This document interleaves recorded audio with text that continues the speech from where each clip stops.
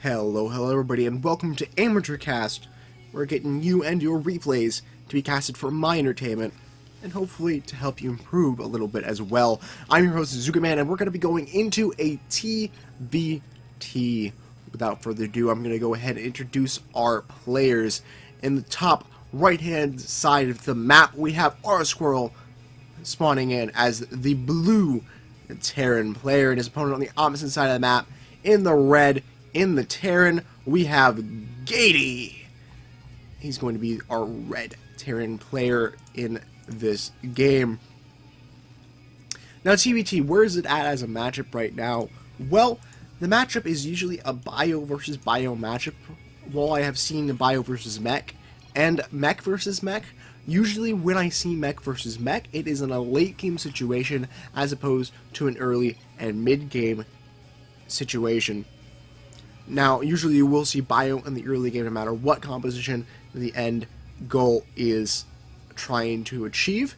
So we'll kind of have to see what's going on for our players. Now, over on the other side of the map, RSquirrel is going to be dropping down an early refinery, which probably means we're going to be seeing an early factory or an early starport. This could also technically mean we're also going to be seeing an early add-on onto the barracks, whether that be a tech lab or a reactor. We'll kind of have to keep an eye on this. Maybe he's going for a 1-1-1-esque kind of style of play. Now, this replay does come down from the Silver League, so I'm not expecting cutting-edge meta. However, I am expecting a little bit of knowledge about what they're doing, and at least a sort of kind of build order that they follow, because that's normally where you want to be in Silver. Gatey is going to be up on his barracks now, a couple seconds here ahead of Squirrel, but Squirrel is going to be able to take the gas a little bit sooner, which means his tech's going to come up a little bit sooner. So it's a bit of a trade-off either way. Barracks is going to be finishing up. We'll have to see what he's planning on doing with this. Yep, it is going to be a factory. So this probably is going to be seeing a Hellion opening. It could also mean a starport, like I said, into a 1-1-1. And this also technically could be a starport into a Banshee opening. So we'll kind of have to see exactly what the plan here is from Squirrel. Gatey, he's going to take his gas now. He has another barracks coming up on the way, which means he might be wanting to go a little bit more aggressive. And in that sense, he might be able to do a little bit of damage because it doesn't look like Squirrel is going for much of anything. He does have one Marine out, another one on the way. And that is going to be going for a starport now. So we're going to be seeing a Banshee opening because the factory is going to be going up with the tech lab. So it's going to be a switcheroo here from Squirrel. We are going to be seeing Banshees on the map. We'll have to see if Cloak is a matter. We're seeing Orbital Command is up and operational from Gatey at the about 20 supply mark. RSquirrel still is a little bit behind. He needs to make sure that he gets that up, and that hopefully he remembers to do that fairly shortly here. Taking a look over here at the worker supply, we have 23-16 in favor of Squirrel, so he's just a tiny bit ahead on his worker count. And with those Banshees coming out, he might be able to swing things back into his favor all the more. Second gas is up from Gatey. Is only having one SCV on there right now. Two up there now, so he needs to add another one. Hopefully he notices that. It's actually going to be a Raven. That's an interesting follow-up, actually. It's going to be a reactor on the factory. So maybe we're seeing a Raven for Vision, and then maybe a couple of Widow Mines and push out, or a couple of tanks and push out. I'm not 100% certain what's going on there. We'll have to kind of keep an eye on it. RSquirrel still needs to drop down his orbital. That's going to come up really late. And that means he's not going to have the muling capabilities or the scanning capabilities to be able to do quite a lot. Maybe that's why he's going for the Raven, so that he doesn't have to worry about scanning, but hopefully he gets on that fairly shortly here. Over across the way, we do have the units from Gatey on their way. We also are seeing combat shields up first. Not going to be going for stim first, which is a little bit of a curious decision. You do sometimes see this in various levels of play, where you'll see the combat shields then the stim, in the sense that the stim will use up the combat shields first. However, I think that in the long run, the stim, going for stim first is a better idea, because it's going to be able to get you out a lot better damage, and really that 10 life is going to die really quickly against things like tanks anyways. So a little bit of a interesting thing going on there. We're going to be seeing this starport coming on over here as opposed to the barracks. It would have been a better idea for him to switch these two around and have the starport be able to produce 2 medevacs at a time, as opposed to the double marine production, where he could probably, at this point, just drop down an additional barracks.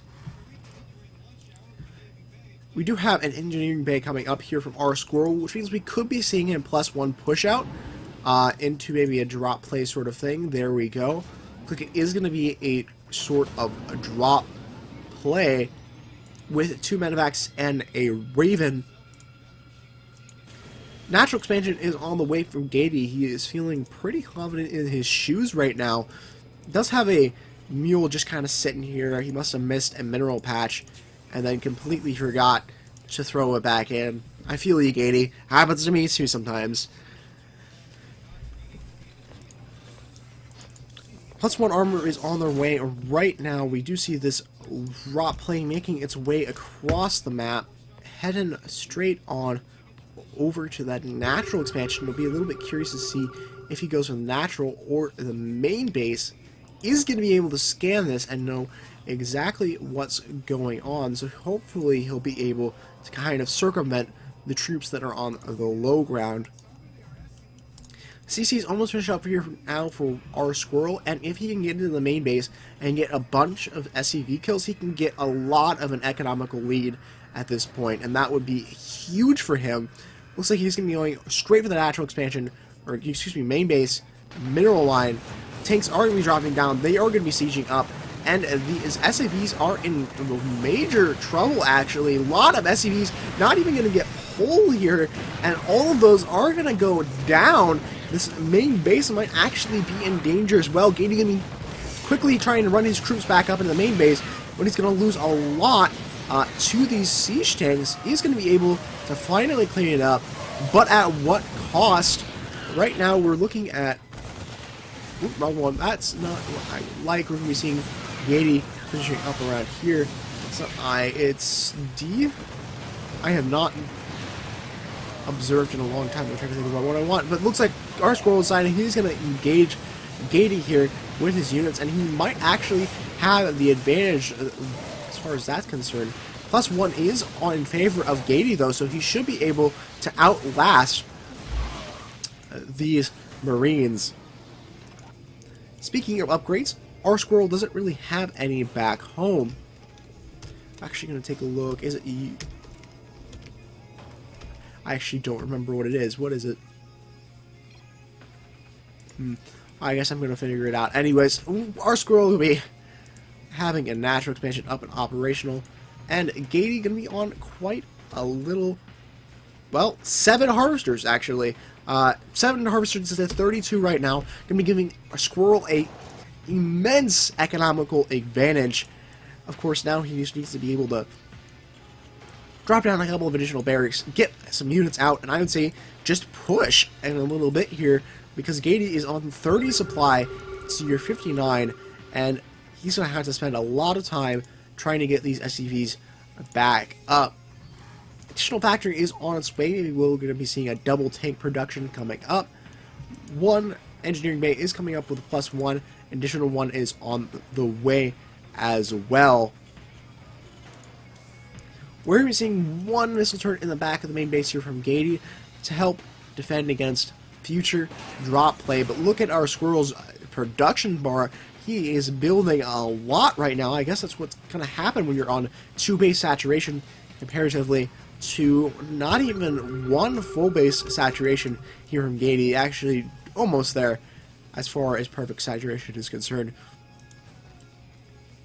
Yeah, actually, if you moved him up here, he'd probably be getting pretty close to perfect saturation. However, RSquirrel, he wants to move in. Now he's going to have a drop ready to go, and he's going to try to get some more economic damage done. And right now, that would be huge if he could snipe more SCVs in the main base and stop his opponent from getting any sort of income.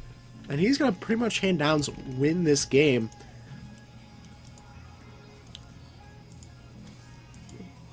Weapons level 1 is on the way. Has not started the... Is he going for double armory? So yeah, he's going for upgrades as well on his units. It looks like we're going to be seeing the medevac run into a turret here. A squirrel saying, I don't think that worked. And indeed, it does not seem to have worked. For now, missile turrets have been able to quelch the drop play, at least to a certain extent. CC is on its way now from RSquirrel at the 3rd position, and right now he could take 4 CCs if he really wanted to. He just has that much of an advantage. Gatey needs to really focus on getting out units right now as far as his economy is concerned, so he does not have the ability to pump out a bunch of infantry units. Therefore, Squirrel's going to have a bigger advantage. However, what I was just for RSquirrel right now is that he needs to get medevacs into this army, especially if he wants to continue with a large number of bio units. However, it may not be what we seem, guys. It is the Fusion Core. Oh man, guys, we're going to be seeing battle cruisers. Also, there's a bunch of scans going down, and I have no idea where they're going down. Oh, one over there, one over there. Looking for bases, I think. Yep. He's looking for some bases. Gatey is, yeah, pretty much trying to build up his economy right now, while also trying to keep up on his units. He is going for quite a few missile turrets around his base to make sure that no drops can get in, and for that, I commend him. Starport is up. I believe he has another starport. No, actually, that's a really late starport. That's a super late starport. Wow, okay. RSquirrel gonna be going up onto his 3rd base now. He's gonna have that operational. Got a couple of mules for increased income there. High-sec auto-tracking gonna come up from Gatey now, which is, I believe, the range of missile turrets, point defense drones, and something else. Planetary fortresses, as well as auto turrets, it looks like. That's not something you see very often this early on in the game. Maybe he just wants his missile turrets to be able to kill any medevac that gets anywhere near his main base. We do, of course, see Stim coming up now for him as well. 2-1 kind of be coming into effect in just a little bit here from RSquirrel, which is going to help out a lot going in the mid-game here with upgrades, considering that really Gatey doesn't have anything besides that +1 armor, and he's not wanting to go for anything else. RSquirrel deciding he's going to want to move out, picking up those tanks, and moving across the map. Still needs to get some medevacs into this army, but at the moment he should be pretty easily defended, at least with a couple wind mine shots. They'll have to be getting off pretty good shots there. Oh, one wind mine shot is going to be coming off onto those Marines, but not really going to be able to get as much done as you probably would have liked. Squirrel is going to be trying to get in range of the natural expansion with these tanks, but he's going to be running his units straight up into the army, which is just not a good idea from Squirrel right now. He's going to have to back up and get a few more units and try to push back in again. And actually, where are his unit production structures? He doesn't really have a whole lot of them. I'd say you could drop down a couple of extra barracks here and try to pump out a lot of units. Because right now, every moment that he wastes gives Gatey a better chance to come back into this game economically.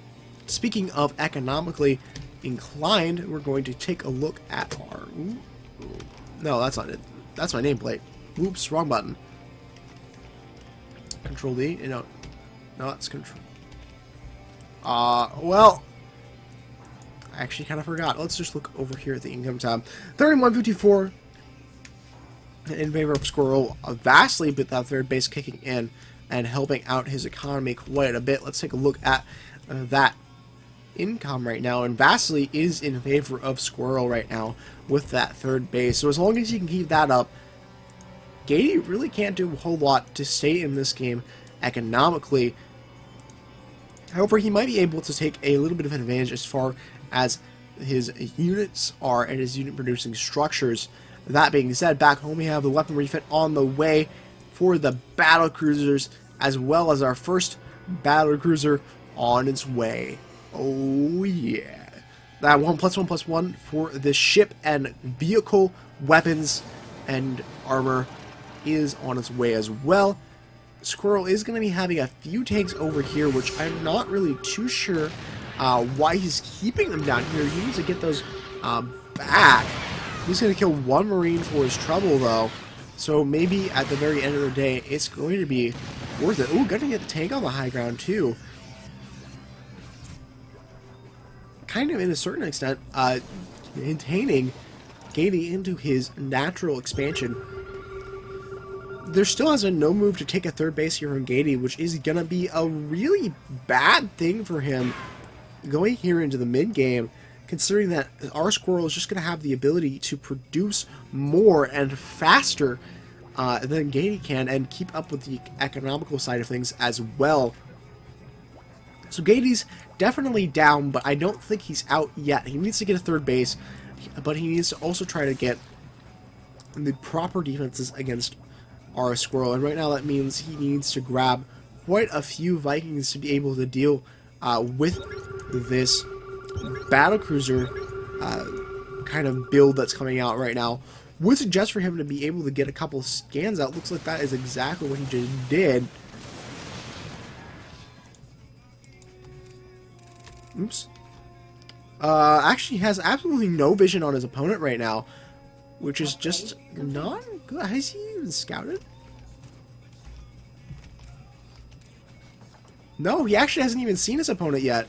So that's not really all that good here from Gatey. He doesn't have any information on his opponent whatsoever, which is not going to be good once those battlecruisers start popping up and getting a bit of information out.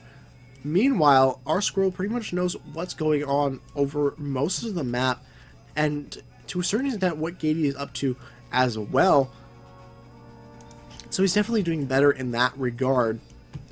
Drilling Closet's on its way right now. That's going to be finishing up in a little bit, which means the Widowmites are going to be able to burrow quite a bit faster.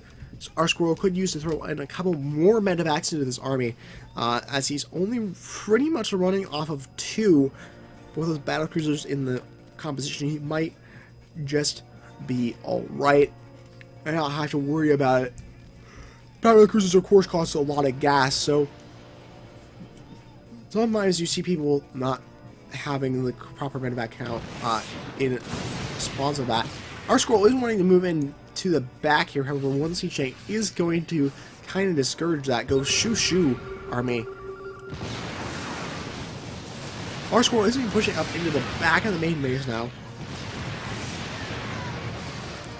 and he's going to have a couple of siege tanks actually unsieged right now, which is not a good position to be in. He also doesn't have vision on the high ground. Lots of Vikings are on the map right now from Gatey, so when those medevacs, or excuse me, when those battlecruisers get out, he'll be able to take those out. Also, RSquirrel is going to be pushing into the army of Gatey, and that's not good. He's going to be losing much of the army there. Going to be trying to siege up a siege tank in the back, but at the end of the day, that's not going to do squat. Third base is going to be coming up in a proxy location here from Gatey. Battlecruisers are up and operational, up to 5 of them right and now. Fourth base is on the field as well from RSquirrel.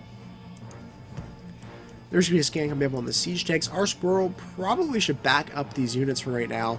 Is going to be producing more bio behind this, which I think if he's wanting to do that, he needs to put down more barracks so that he has an increased amount of production.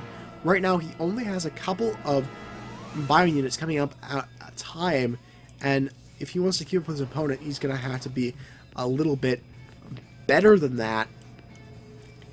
Right now, Gatey is on a couple of structures himself, and it looks like he's just wanting to go up onto quite a few Vikings, but here comes his own fusion core here.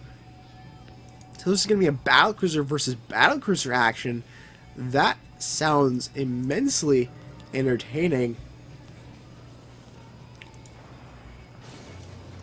You have pretty decent saturation right now from RSquirrel, 68 to 36 harvesters, and 68 is a pretty nice number as a Terran player right now. Sea tanks are going to be firing off from each other on the high and low ground respectively, except only one's going to die on the low ground from RSquirrel, and the rest are going to be completely out of range. So those are going to kind of stare at each other like, oh, not my problem. A couple of Vikings are going to be added into the mix with these battle cruisers here, and that is actually quite a bit of air army there. That is going to be starting to move out across the map now with the rest of the Bioforce. I believe, has he scouted this base? No, he has not scouted this base. Looks like he's going to be heading right by that. He might barely see it. Oh, no, that's definitely not going to be scouted at all.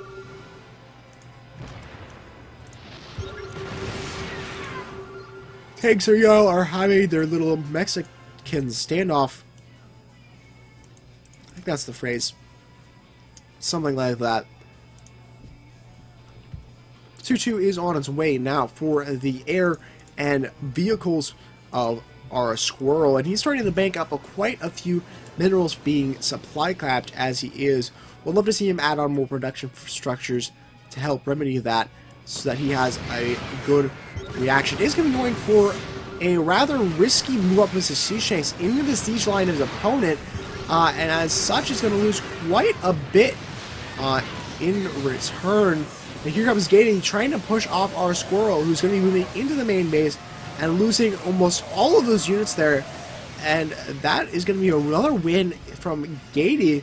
RSquirrel just not taking the best engagements that he possibly can right now, which are causing him to lose quite a bit of his footing. However, the battlecruisers are on the field right now, which means that they're going to be able to get quite a bit of damage done. And with that 2-2 coming in, that's pretty ridiculous here. GG's coming out from Gatey, and that is that, folks. Alright guys, now is the time, as always, that we take a look at what each of these players could have done better, so that they and you can learn a bit for next time. As always, we'll start with a losing player, which in this case was our red Terran player, Gatey. Well, first and foremost, Gatey suffered the problem of having a lot of SCVs die early on. And that's a problem. But I want to touch on a few other points here, in the sense that, one, his upgrades. His upgrades were not nearly as close as RSquirrel, who was on 3-2 for his bio, and almost 2-2 on his infantry, not infantry, his vehicles and ships, which means that he was able to pretty much take an engagement that he probably should have lost. Like, if he hadn't had the 2-2 here, and Gatey had 3-3, or at least even 2-2, then this fight might have gone completely different as far as the battle cruisers were concerned. Also, I think that he delayed getting a third base for a very long time, and went for a proxy base. Or, not a proxy base, I forget the goodness, what's the term? He went for a hidden base out here at the third base. I can't remember exactly what the term is right now, even though I probably said it a lot earlier in the cast. He went for this, which, in general, I don't like this. I don't like going for these expansions far off from your third, because it's very difficult to defend this. This is very, very risky play, and if RSquirrel had gone down, like, towards this way, and it come down towards here, and then decided to move over here to the third base, then this base would have been completely found out and destroyed, and that's a little bit awkward for him. Besides that, I think the best thing is just being able to scout, because he didn't have any vision on his opponent at all, and that's just not something that is good in any situation. Now, over at RSquirrel's side, I think the biggest thing that was the problem for him was his production facilities, and the fact that he didn't have a lot of them. And that caused him to have not a very quick reproduction cycle. And that was one of the reasons why he had the bank at the end of the game.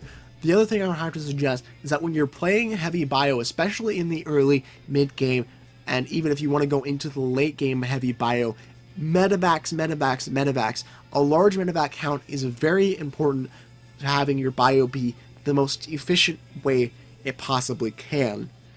If you keep up with medevac production, you can beat an opponent who doesn't have the medevacs, and with your upgrades, if you have the medevacs and upgrades, you will win a lot of fights, especially in Bronze and Silver League, where a lot of people don't get upgrades and don't build the proper amount of medevacs. Okay guys, I do think that will be it for this one. Before I go, real quick, a few announcements. If you like this class, please comment, like, subscribe, and share.